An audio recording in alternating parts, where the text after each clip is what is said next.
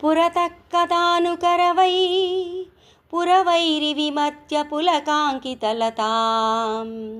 पुनतीं काञ्चिदेशं पुष्पायुधवीर्यसरसपरिपाटीं पुण्या कापि पुरन्द्री पुङ्कितकन्दर्पसम्पदवपुषा पुलिनचरीकम्पायाः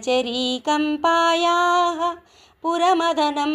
पुलकनिचुलितं कुरुते तनिमाद्वैतवलग्नं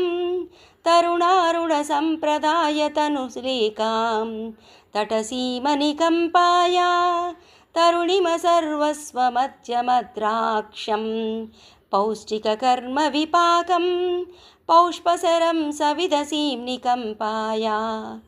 अद्राक्षमत्तयौवनमभ्युदयं किञ्चिदर्थशशिमौळे संश्रितकाञ्चीदेशे सरसिजदौर्भाग्यजाग्रदुत्तंसे संविन्मये विलीये सारस्वतपुरुषाकारसाम्राज्ये मोदितमधुकरविशिखं स्वादिमसमुदायसारकोदण्डम् आदृतकाञ्चीकेलन मादिमारुण्यभेदमाकलये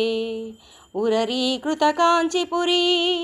मुपनिषदरविन्दकुहरमधुदारम् उन्नम्रस्तनकलसी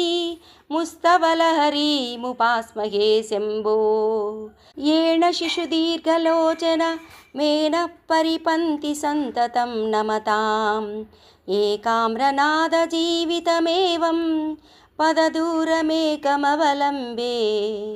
स्मयमानमुखं काञ्चीमयमानं कमपि देवताभेदं दयमानं वीक्ष्य कुर्वायमानन्दामृताम्बुदौ मग्नः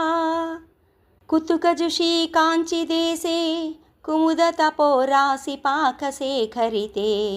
कुरुते जनो मनोऽयं कुलगिरिपरिबृढकुलैकमणिदीपे।